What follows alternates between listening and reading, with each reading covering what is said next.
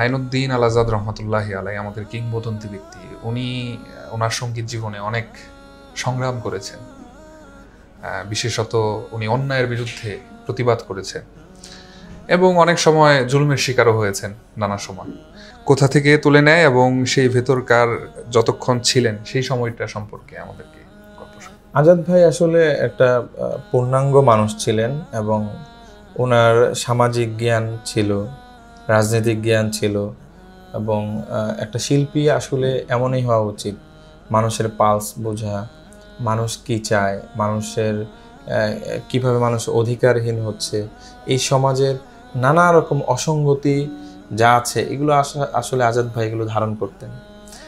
যে কারণে ধারণ করতেন, উনি একটা বিপ্লবী সংগঠনের সাথে কাজ করে আসছেন, সমাজের অসঙ্গতিগুলো ওনার জানা ছিল। এই সব কিছু ওই তাড়না থেকেই উনি কলরবকে প্রতিষ্ঠা করেন। আজকাল আমাদের শিল্পী সমাজের মধ্যে আজাদ ভাইয়ের ওই চিন্তাটারই অনেকটা অভাব আছে। আমরা অনেককে বলতে শুনি যে আজাদ ভাইয়ের চেতনা সে ধারণ করে, এরকম বলতে শুনি, কিন্তু দেখা যাবে সে আজাদ ভাইয়ের চেতনা তো দূরে থাক, যে আজাদ ভাইয়ের যে চিন্তার একটা পূর্ণতা ছিল এবং উনি সংগঠন কেন্দ্রিক বিপ্লবী, একটা হলো নামে বিপ্লবী হওয়া, কিন্তু হৃদয়ে ধারণ করা কিন্তু আরেক বিষয়।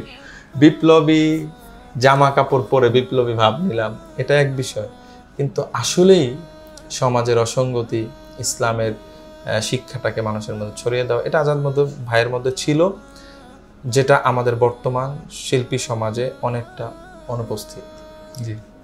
আমাদের বলতে কলরবে স্পিড ধারণ করে বলছে যে এখনকার শিল্পী সমাজের মধ্যে এই চিন্তাটা খুব কম পাবেন, নাই বললেই চলে। ইসলামী সমাজ ব্যবস্থা হবে, ইসলামী আইন এদেশে প্রতিষ্ঠা হবে, এটা তো মাথায় নেই। বরঞ্চ অনেকে দেখা যায় ইসলামী সংগঠনের নাম শুনলে তারা আবার সাইড কেটে চলে যায়, এরকম একটা অবস্থা। তো আজাদ ভাই যে কারণে নানা রকম জুলুম নির্যাতনের শিকার হয়েছেন বাস্তববাদী গানের জন্য। তো আমাদের ক্ষেত্রে যেটা হয়েছে আপনারা জানেন, 2013 সালের হেফাজতের আন্দোলন থেকে আমরা নানা রকম, হেফাজতের আন্দোলনের প্রথম আমরা ওই উত্তাল সময়গুলোতে তৌহিদি জনতা, ইসলামী জনগোষ্ঠীকে ইমানি শক্তিতে বলিয়ান করতে আমরা জেহাদি নানা রকম